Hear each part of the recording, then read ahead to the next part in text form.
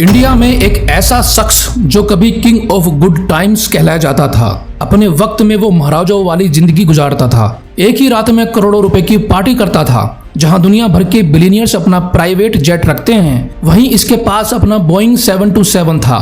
लेकिन आज उसका नाम इंडिया की हिस्ट्री में होने वाले सबसे बड़े फ्रॉड केस में टॉप पर आता है। तो पैसा लूट के भाग गया। क्या पैसा, क्या लूट।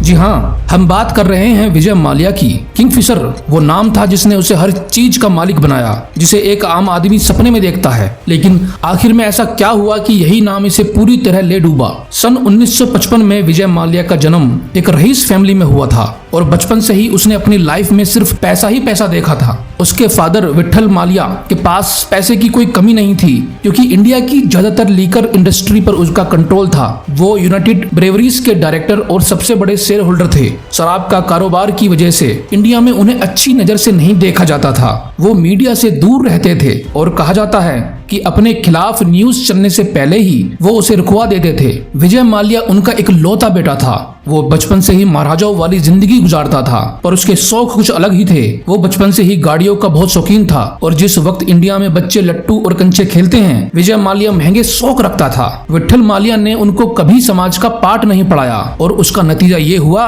कि विजय जब बड़ा हुआ तो उसके शौक भी अजीब थे। वो अब बहुत ही लग्जरी लाइफ का आदी हो चुका था। उसके पास 250 के करीब विंटेज कारों का कलेक्शन और 200 से ज्यादा घोड़े पाले हुए थे। उसका ये शौक विट्ठल माल्या को पसंद नहीं था। उनका मानना था कि ऐसे शौक पालने वाला इंसान कभी एक अच्छा बिजनेसमैन नहीं बन सकता। लेकिन महाराजाओं वाले शौक का कोई मोल नहीं था। विजय माल्या ने 1982 में इंडियन ग्रैंड प्री का अवार्ड जीता और ट्रॉफी अपने नाम करके नेशनल चैंपियन बन गया। वो अपने इस शौक को नेक्स्ट लेवल पर लेके जाता, लेकिन फिर एक ऐसी घटना हुई जिससे उसकी लाइफ का ट्रैक हमेशा हमेशा के लिए बदल गया। विट्ठल माल्या की अचानक हार्ट अटैक से मौत हो गई। विजय उस वक्त 28 साल का था और इस सदमे ने उसकी जिंदगी बदल दी। जिस उम्र में वो आजाद और लापरवाह रहना चाहता था, तब उसके कंधों पर बाप का बिजनेस एम्पायर संभालने की जिम्मेदारी आ गई। उस वक्त कई करीबी लोगों का मानना था कि विजय कोई महाराजाओं वाली जिंदगी का आदी है, इसलिए वह इतनी बड़े बिजनेस एम्पायर नहीं चला पाएगा। लेकिन जैसा सोचा गया, विजय ने बिल्कुल उसका उल्टा किया। यूनाइटेड ब्रेवरीज की तमाम प्रोडक्ट में से किंगफिशर ने विजय को सबसे ज्यादा अट्रैक्ट किया, क्योंकि बाप के मरने से चंद साल पहले ही विजय ने खुद इसे लॉन्च किया था। क्योंकि विजय उस वक्त खुद भी यंगस्टर था, तभी उसको अच्छी तरह मालूम था कि अगर किंगफिशर को मार्केट में हिट करवाना है तो इसका सिर्फ एक ही तरीका है, और वो है यंगस्टर्स को टारगेट करना। बेंगलोर इंडिया का वो पहला शहर था जहां से पब्स का कल्चर स्टार्ट हुआ और यहीं छुपी थी किंगफिशर की कामयाबी। उसने क्रिएटिव तरीके से किंगफिशर को यंगस्टर के बीच इंट्रोड्यूस कराया, जहां पब्स और बार में अच्छा माहौल प्रोवाइड कराया जाता, खास तौर पर लड़कियों के लिए, ताकि वो कंफर्ट हो सके।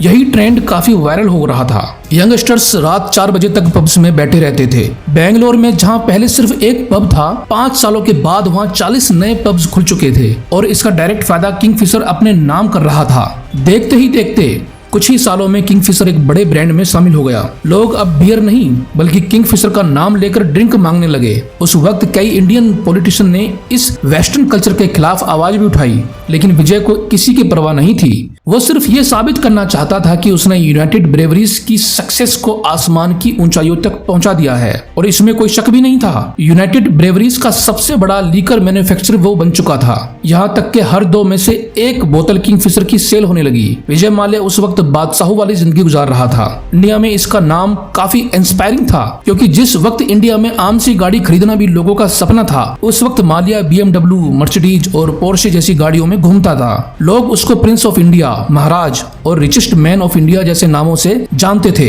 विजय माल्या को लग रहा था कि आगे भी सब कुछ ऐसा ही चलता रहेगा, लेकिन ये उसकी सबसे बड़ी भूल थी। इंडिया में शराब को अच्छा नहीं समझा जाता था, खासतौर पर बार और पब्स जैसे कल्चर को, और इस सब को लेकर इंडियन गवर्नमेंट कुछ और सोच रही थी। विजय माल्या के लिए ये छवि बुरी सपने से कम नहीं थी। इंडिया के काफी हिस्सों में शराब पर पाबंदी लगा दी गई। किंगफिशर की सेल्स तेजी से गिरने लगी और बैन स्टेट में सरकार ने बहुत सारी बोतलों के ऊपर रोड रोलर चलाना शुरू कर दिया। ये विजय माल्या का होने वाला डायरेक्ट लॉस था।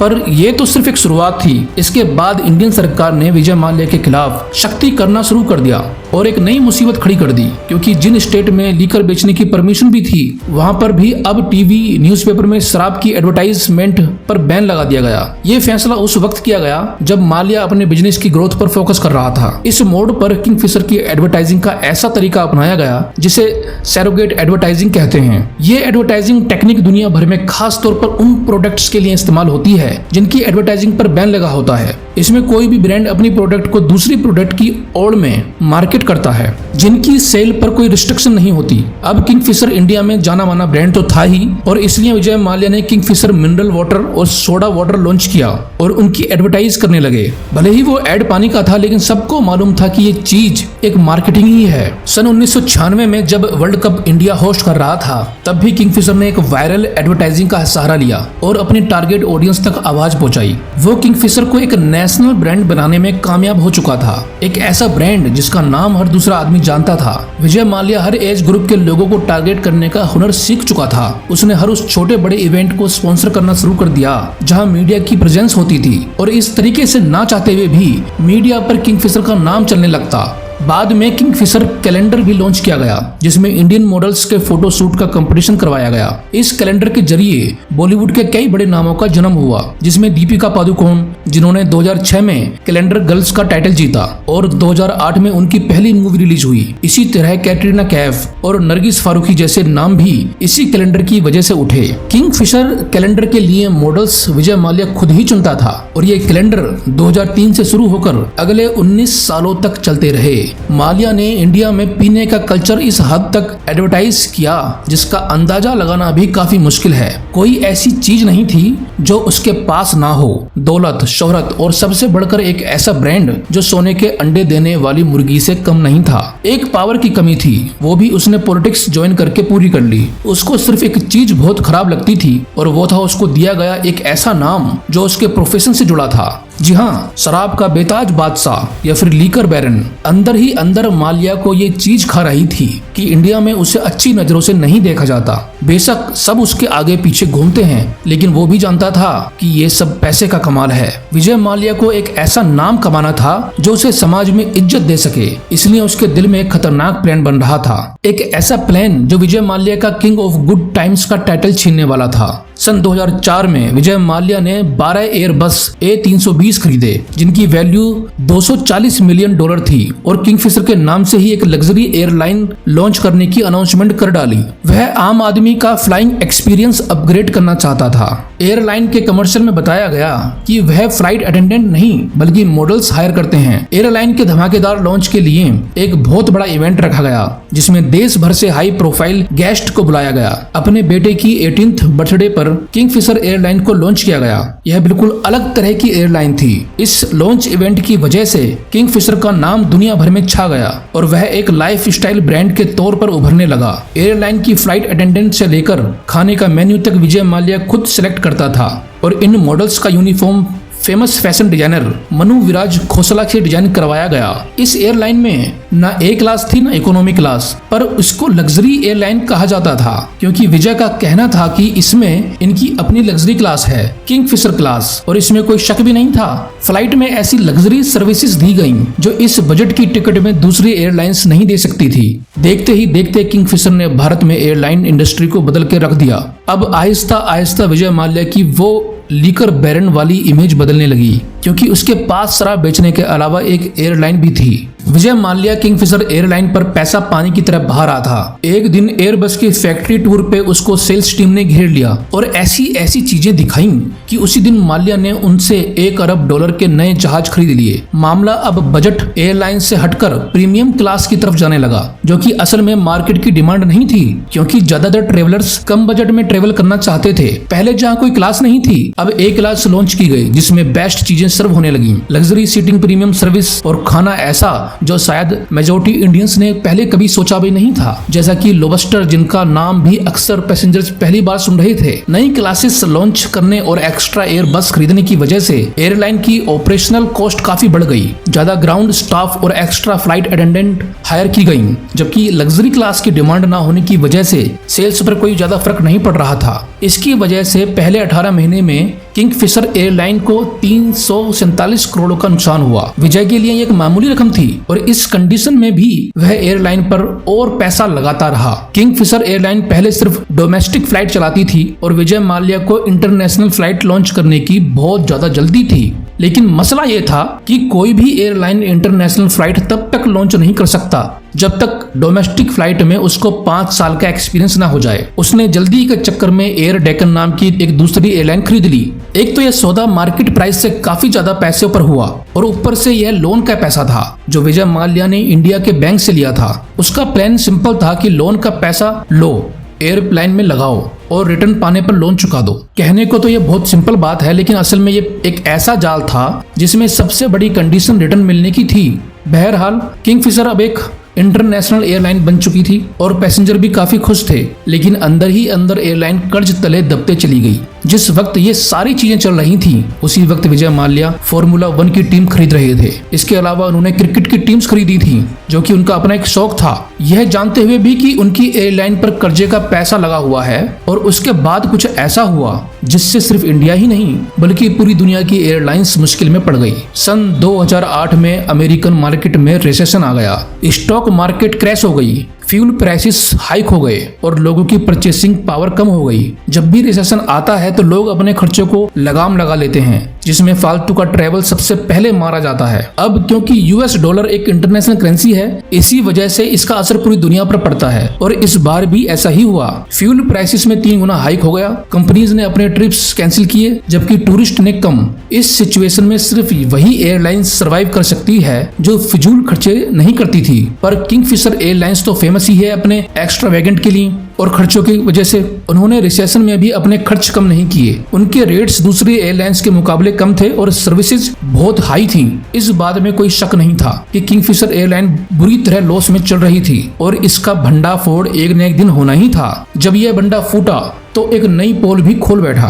12 सितंबर सन 2011 को एक कैनेडियन रिसर्च फर्म की तरफ से रिपोर्ट पब्लिश होती है जिसका टाइटल था पाई इन द स्काई। इस रिपोर्ट में कुछ पब्लिश किया गया। उसने किंगफिशर एयरलाइन के सारे कच्चे चिट्ठे खोल के रख दिए। असल में एरिटास फर्म ने देखा कि जिस वक्त दुनिया की तमाम एयरलाइंस घाटे में जा रही हैं, उसी वक्त किंगफिशर की फ्लाइट्स आदि खाली जाने के बावजूद भी लोगों को शानदार सर्विसेज कैसे दे रही है। जब उनको मामला गड़बड़ लगा तो उन्होंने जांच पड़ताल शुरू दी। मालूम पड़ा कि किंगफिशर एयरलाइंस के खर्चे उनकी सेल्स से भी ज्यादा थे और ये रिपोर्ट तब और इंटरेस्टिंग हो गई जब उसमें यह बताया गया कि ये सारे खर्चे असल में लोन के पैसे हैं जो किंगफिशर ने इंडियन बैंक से लिए थे। अक्टूबर सन 2009 में आईडीबीआई, जो कि एक पब्लिक सेक्टर का बैंक है, उन्होंने किंगफिशर को $200 मिलियन का लोन दिया। अब नॉर्मली जब भी कोई बैंक लोन देता है तो वह पहले तसल्ली करता है कि जिसको लोन दिया जा रहा है वह वाकई में लोन चुका पाएगा या नहीं, जिसके लिए वह कोई सिक्योरिटी भी रखते हैं। लेकिन विजय माल्या ने बैंक को झूठे डॉक्यूमेंट दिखाकर बताया कि कैसे आने वाले वक्त में उनको इतना फायदा होगा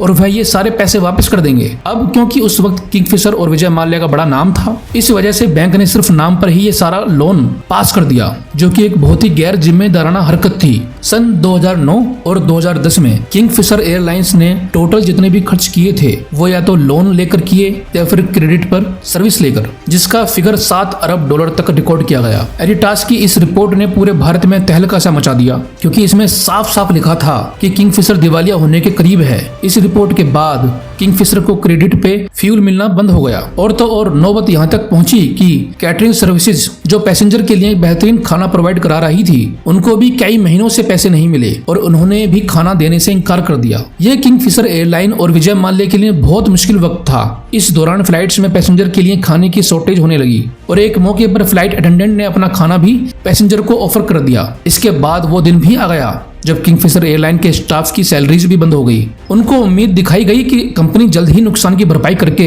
सबको सैलरीज देगी। ऐसा करते करते 6 महीने गुजर गए, लेकिन किसी को सैलरी का 1 रुपया भी नहीं मिला। स्टाफ ने प्रोटेस्ट किए, लेकिन वादों के सिवा कुछ नहीं मिला। अफसोस की बात यह थी कि जब सब कुछ चल रहा था तो 900 एम्प्लॉइज को 6 महीने से सैलरीज नहीं मिली थी। उसी वक्त विजय माल्या एक फॉर्मूला 1 टीम और क्रिकेट टीम चला रहे थे। बेशक उस वक्त किंगफिशर एयरलाइन के पास पैसे नहीं थे, लेकिन विजय माल्या के पास थे। उसके सहाना लाइफस्टाइल में किसी किस्म की कमी नहीं थी, और यह सब जब किंगफिशर के एम्प्लॉइज देखते तो उनका खून खोलने लगता। इसी बीच मुंबई के इनकम टैक्स डिपार्टमेंट ने टैक्स न देने पर 2 बार किंगफिशर एयरलाइन के बैंक अकाउंट सीज कर दिए। सन 2012 की शुरुआत में किंगफिशर के आधे से ज्यादा जहाज ग्राउंड हो गए और यह अपना टॉप इंडियन एयरलाइन का टाइटल भी खो बैठा। अक्टूबर 2012 में director general of civil aviation ने किंगफिशर का लाइसेंस सस्पेंड कर दिया और यह किंगफिशर एयरलाइन का आखिरी दिन था। विजय माल्या ने 17 इंडियन बैंक से टोटल 9,000 करोड़ रुपए का लोन लिया था। इनमें से ज्यादातर पैसा पब्लिक सेक्टर बैंक का पैसा था, यानी यह इंडिया की जनता का पैसा था। लोन वापस न मिलने पर बैंक्स ने विजय माल्या के खिलाफ केस फाइल किया, जिसमें बताया गया कि विजय माल्या एक विलफुल डिफॉल्टर है, यानी उसने जानबूझकर बैंक से तब लोन लिया जब उसको मालूम था कि उसकी एयरलाइन डूब रही है। इस सारे मामले को लेकर सीबीआई और इन्फोर्समेंट डायरेक्टरेट ने भी इंक्वायरी की, जिसमें यह मालूम हुआ कि लोन लेते वक्त विजय माल्या ने फेक डॉक्यूमेंट दिखाकर बैंक से लोन लिया था। और इन्वेस्टिगेशन में इस चीज के भी सबूत मिले कि जो पैसा किंगफिशर एयरलाइन को बचाने के लिए लिया गया था, वो असल में उसने अपनी पर्सनल लग्जरीज और यूबी के दूसरे बिजनेस में इन्वेस्ट किया था। ये सारी बातें तो रही एक तरफ, दूसरी तरफ विजय माल्या के खिलाफ लोगों का गुस्सा तब और बढ़ गया जब उसने इन हालात में भी अपनी 68 बर्थडे गोवा में बड़ी शान के साथ सेलिब्रेट की, जिसमें फेमस सिंगर एनरिक इग्लेसियस को बुलाया गया। इस पार्टी में होने वाले दूसरे खर्चे हटाकर एनरिक की कॉर्पोरेट इवेंट में आने की फीस ही सिर्फ $1.5 मिलियन थी। इस पार्टी में होने वाले खर्चे का सिर्फ 20% देकर वो कम से कम अपने एम्प्लॉइज की 6 महीने की सैलरी पे कर सकता था, जो उस वक्त बड़ी मुश्किल में थे जब विजय माल्या के खिलाफ इंडिया में लीगल कार्रवाई शुरू हुई। तो वह 2016 में इंडिया छोड़कर यूके चला गया। इंडियन अथॉरिटी ने उसके पासपोर्ट को कैंसिल कर दिया और उनके खिलाफ एक्शन के लिए यूके गवर्नमेंट के पास रिक्वेस्ट भेजी। इंडियन गवर्नमेंट चाह रही थी कि विजय माल्या को वापस लाया जाए ताकि उनका ट्रायल इंडिया में हो सके। यूके कोर्ट्स में एक्स्ट्राडिक्शन केस काफी लंबा चला, लेकिन दिसंबर 2008 में यूके कोर्ट ने डिसाइड किया कि विजय माल्या को इंडिया वापस भेजा जाए, जिस पर विजय माल्या ने यूके कोर्ट के फैसले के खिलाफ अपील की। दूसरी तरफ इंडियन कोर्ट्स में विजय माल्या के खिलाफ इंसॉल्वेंसी के केस चल रहे थे और इसकी जजमेंट भी आ चुकी थी, जिसके तहत उसकी प्रॉपर्टीज को सीज करने का ऑर्डर दिया गया। इन्फोर्समेंट डायरेक्टरेट ने उसके इंडियन और इंटरनेशनल एसेट्स को फ्रीज कर दिया ताकि बैंक्स को रिकवरी की जा सके। विजय माल्या की लग्जरी कार्स, बंगलोज और यूबी के कंपनी शेयर्स को ऑक्शन के लिए रखा गया। विजय माल्या ने कई बार इंडियन कोर्ट और बैंक से सेटलमेंट की कोशिश की, लेकिन कोई सक्सेस नहीं मिली। किंगफिशर एयरलाइंस के कोलैब के बाद विजय माल्या का पब्लिक इमेज काफी खराब हो गया। उस पर मीडिया और लोगों ने काफी क्रिटिसाइज किया, स्पेशली क्योंकि वह यूके में लग्जरी लाइफ जी रहा था, जबकि इंडिया में उसके ऊपर कर्जा चुकाने का दबाव था। अभी तक विजय माल्या की लीगल टीम उसको बचाए हुए है, लेकिन इंडिया में उसको वापस लाने की कोशिश अब भी जारी है। अभी इन दिनों विजय माल्या राजसमानी के पॉडकास्ट से इंडिया में काफी वायरल हो गए। दोस्तों, इस तरह की वीडियो अगर आपको पसंद आई तो वीडियो को लाइक कीजिए, शेयर कीजिए और चैनल को सब्सक्राइब कीजिए। और मिलते हैं नेक्स्ट वीडियो में। थैंक यू सो मच दोस्तों।